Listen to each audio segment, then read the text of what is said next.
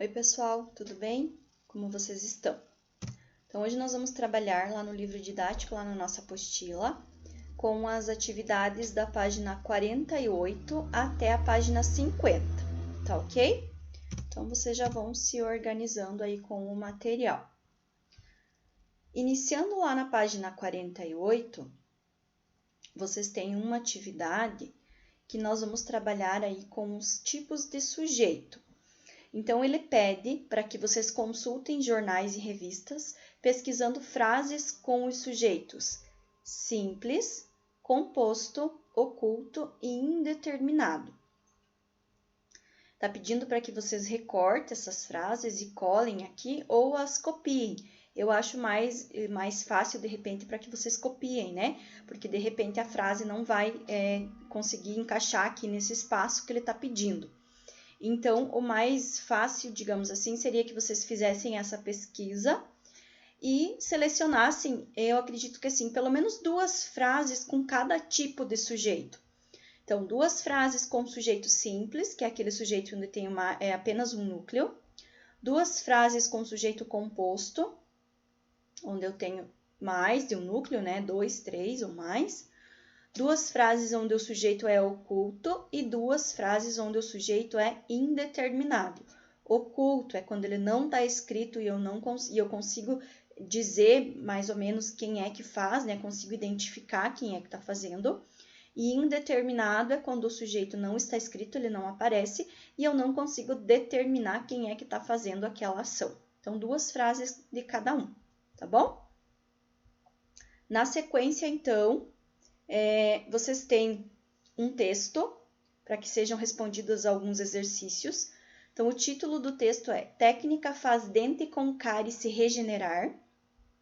Vocês vão fazer a leitura dele, começa aqui na página 48 e termina na página 49, tá bom? Daí tem algumas perguntas a respeito do texto. O exercício número 1. Sobre o que trata o estudo, ou seja, qual que é o assunto do estudo, qual que é o assunto do texto. Letra B. Quem é o responsável pela pesquisa? Lá no texto está dizendo quem que é o responsável, como que é o nome, de onde que é. Letra C. Qual era o objetivo do pesquisador ao iniciar o estudo? Tinha um objetivo inicial, qual era? Exercício número 2. A conjunção, porém, estabelece uma relação de quê? Entre o título e o texto. Vocês vão ver lá se a relação é de causa, é de tempo, é de oposição ou é de finalidade. O que o porém fala? Qual é a relação que ele tem entre o título e o texto? Tá? Uma das alternativas ali. Exercício número 3. No texto, o MTA é considerado uma espécie de cimento. Por quê? Quais são as características que colocam ele como uma espécie de cimento? Daí vocês vão ler as alternativas aqui e escolher aquela que está de acordo com o que estava falando o texto, tá? Exercício número 4. Qual é o objetivo da comparação entre o MTA e o cimento? Por que foi feita essa comparação? Com que objetivo? Tá bom? Número 5. O texto descreve as etapas da nova técnica de tratamento da cárie. Enumere as etapas dessa técnica de acordo com a ordem que elas ocorrem.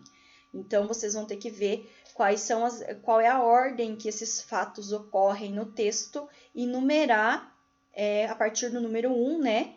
A etapa que ocorre primeiro, colocar aí número 1 para o que ocorre primeiro, depois número 2, o que ocorreu depois, número 3 e número 4, tá? Vamos fazer aí uma ordem numérica dos fatos que acontecem no texto. Número 6. Vocês, então, vão reler esse trecho, vão dizer quais são os termos da oração que está em destaque. Qual que é a oração que está em destaque? Os pesquisadores fizeram buracos. Então, vocês vão dizer qual é o sujeito, qual é o verbo e qual é o complemento dessa frase que está destacada aqui, que está com o tracinho embaixo, tá? Depois, quanto à transitividade, classifique a forma verbal escolheram. Então, vocês vão dizer de acordo com o que está ali no trecho, se o verbo escolheram, ele é transitivo, ele é intransitivo, tá? De acordo com a transitividade, transitivo ou intransitivo, tá bom? Depois também vocês vão classificar, né, quanto à transitividade ao verbo chegavam, e aqui na letra C, vocês vão, além de classificar, vocês vão explicar por que tem essa classificação, tá? Então, na letra B, só classificar, e na letra C, classificar e justificar por que está classificado dessa forma. Aqui na letra D, quando tem essa folhinha aqui, é porque não tem espaço para que seja feito no livro, né, na apostila. Vocês teriam que fazer a parte aí no caderno, tá? Vocês vão reescrever a oração. Eles escolheram especificamente esses dentes pela semelhança fisiológica com os dos humanos. Então, vocês vão reescrever essa frase de forma que o sujeito dela fique oculto, tá? Pode ser, geralmente nas apostilas tem um espaço atrás para anotações. Vocês podem fazer lá ou podem fazer no caderno que vocês estão fazendo as anotações das matérias, tá? Então, reescrever essa frase, tornando o sujeito dela oculto, tá? Exercício número 7. Vocês têm um trecho, então vocês vão ler esse trecho, depois vocês vão dizer qual é o sujeito do verbo modifica, ou seja, quem ou o que modifica. Vocês vão colocar aqui. Existe uma informação intercalada separando o sujeito e o verbo. Qual é essa informação? Ou seja, existe uma palavra, uma expressão entre o sujeito e o verbo. Intercalada, é no meio, né? Qual é essa expressão? Qual é essa palavra? Vocês vão colocar aqui. Letra C. Por que esse termo intercalado não está entre vírgulas? Por que será que ele não está entre vírgulas? Não tá, tem uma vírgula antes e uma vírgula depois, certo? De acordo com aquilo que a gente já viu. O exercício número 8 agora.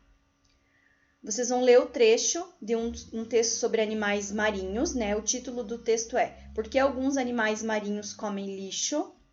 Então, vamos fazer a leitura desse trechinho aqui, desse texto, né?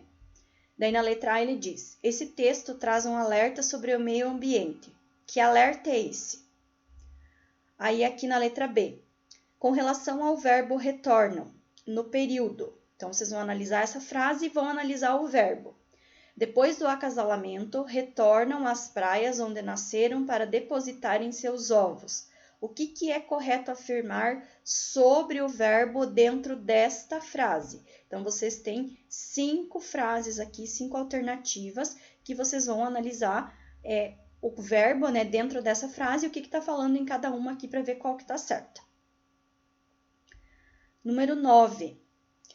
Assinale a oração cujo sujeito é indeterminado. Então, em qual das alternativas que vocês têm aqui, da letra A, B, C ou D, o sujeito da frase é indeterminado, tá bom?